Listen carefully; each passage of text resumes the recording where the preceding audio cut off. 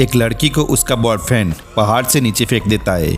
लड़की सीधे नीचे सूखे पेड़ पर गिरती है, जिससे पेड़ की टहनी लड़की के पेट के आर पार हो जाती है। पर आखिर इसने ऐसा क्यों किया, जानने के लिए वक्त से थोड़ा पीछे जाते हैं, कुछ समय पहले। वीडियो पूरा देखें क्योंकि लास्ट में आपके लिए बहुत ही बड़ा सरप्राइज है। एक सुनसान रेगिस्तान में एक हेलीकॉप्टर आता है जिसमें स्टीव और उसकी गर्लफ्रेंड जेनी थी। वह नीचे उतरते हैं, तब स्टीव को पायलट एक खतरनाक ड्रग्स हाथ में थमा देता है। दरअसल स्टीव एक शादीशुदा बंदा है, पर वह मजे के लिए एक नाजायज गर्लफ्रेंड को अपने साथ रखता है और वह यह हंटिंग के लिए आए होते हैं। उस रेगिस्तान में स्टीव का एक घर भी है। वह घर पर जाकर इंटीमेट होते हैं। फिर स्टीव को उसकी वाइफ का कॉल आता है, जो इस अफेयर के बारे में एकदम अनजान थी। अगली सुबह जब जेनी घर में घूम रही थी, तभी वह देखती है कि दो आदमी वहां पर आ चुके थे, जिसे वह देखकर घबरा जाती है। वह दोनों स्टीव के दोस्त होते हैं जो हंटिंग करने के लिए आए होते हैं। स्टीव उनका इंट्रोडक्शन करवाता है। उसमें एक का नाम मोटू और एक का नाम स्टैन था।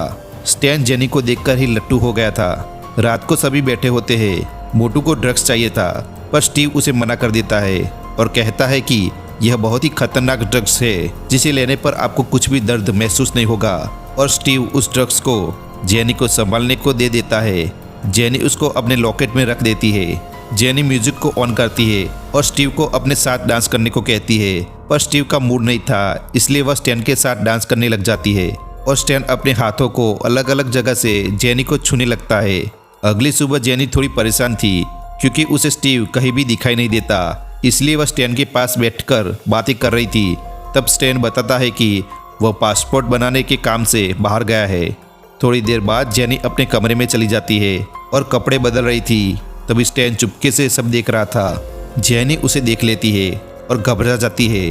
फिर स्टैन उसके पास आता है और जेनी को उसके साथ इंटीमेट होने को कहता है, पर जेनी उसे मना कर देती है। इस बात से स्टैन नाराज हो जाता है क्योंकि उसे लगने लगा था कि जेनी उसे पसंद कर रही थी, पर ऐसा कुछ भी नहीं होता। स्टैन जेनी के साथ जबरदस्ती करने लग जाता है। तभी वहाँ पर मोटू आ जाता है, पर वह कुछ नहीं करता और अनजान बनकर वहाँ से चला जाता है। स्टैन बेचारी जेनी का रेप कर देता है। थोड़ी देर बाद स्टीव आता है। तभी जेनी बेड पर लेटी हुई रो रही थी। फिर वो स्टैन से पूछता है, जिसे स्टैन सारी बातें बता देता है, पर स्टीव जेनी की साइड ना लेते हुए अपने दोस्त स्टैन की साइड लेता है। यह सुन के जेनी सारी बातें स्टीव की वाइफ को बताने की धमकी देती है, पर स्टीव जोर से थप्पड़ मारता है, जिसे जेनी नीचे गिर जाती है। जेनी घबरा जाती है और वह भागती है और उसके पीछे स्टीव पड़ जाता है। यह देखकर मोटू और स्टैन भी उसके पीछे भागते हैं। जेनी भागते हुए पहाड़ के एंड पर पहुंच जाती है और वह तीनों आके उसे घेर लेते हैं। स्टीव जेनी को शांत होने को कहता है।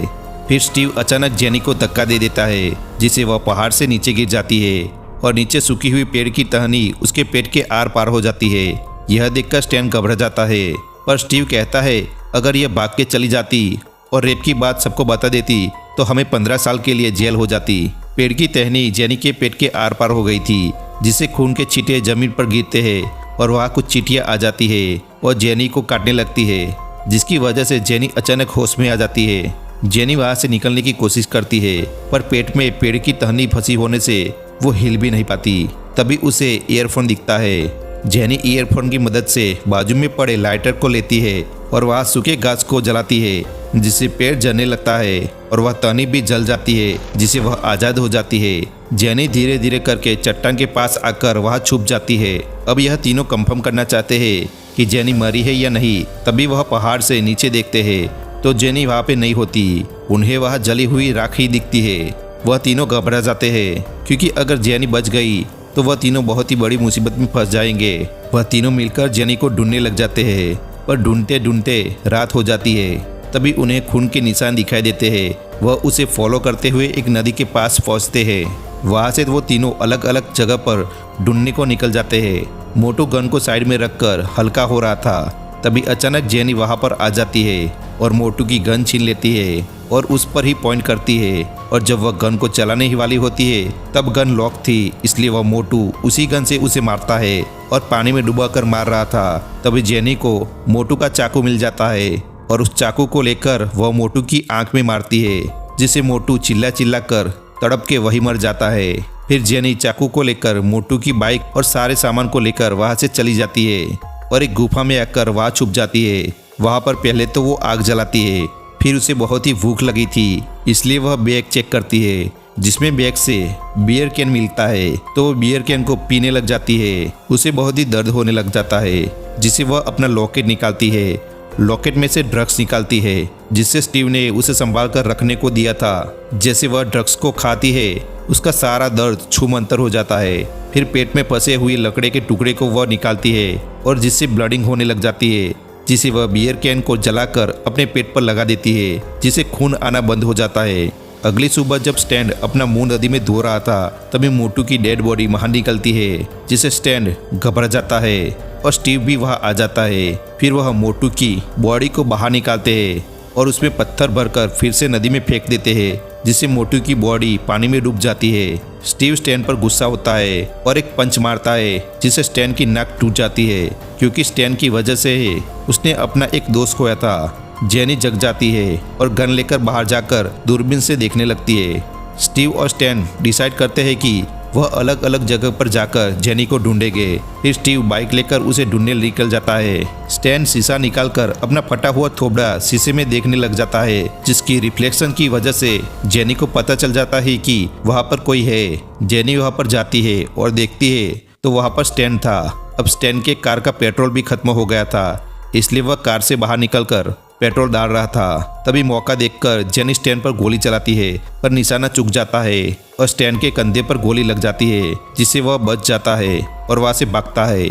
भागते हुए वह देखता है कि उसके खून के निशान नीचे गिर रहे हैं, इसलिए वह सूज निकालता है और मोजे को अपने पाँव पर लगा देता है, जिससे खून के निशान ना गिरे। फिर वो वहां से भागता है और एक बड़े से पत्थर के पीछे छुप जाता है। जेनी वहां पर आकर उसे ढूंढने लग जाती है, पर स्टैन पीछे से आकर उस पर गोली चला देता है, पर गोली जेनी के कान को छूकर निकल जाती है। अब जेनी वहां से भागती है और स्टैन उसका पीछा करने लग जाता है। जेनी भागते हुए कांच के टुकड़ों को नीचे गिरा देती है, जिससे स्टैन के पाँव में कांच के टुकड़े घुस जाते हैं। स्टैन कांच के टुकड़े को निकालता है और गाड़ी लेकर जेनी का पीछा करने लग जाता है, पर जेनी उसे शूट कर देती है, जिससे स्टैन भी मारा जाता है। जेनी उसकी गाड़ी लेकर स्टीव के घर की तरफ निकल जाती है। स्टीव को भी जेनी नहीं मिलती, इसलिए वह भी अपने घर चला जाता है और फिर अपने पायलट को कॉल लगाता है कि वह तुरंत उसे लेने आ जाए। फिर स्टीव बाथरूम में नहाने को चला जाता है। जब वह नहा रहा था तभी उसे किसी की आने की आवाज आती है। वह गन लेकर बाहर देखने चला जाता है,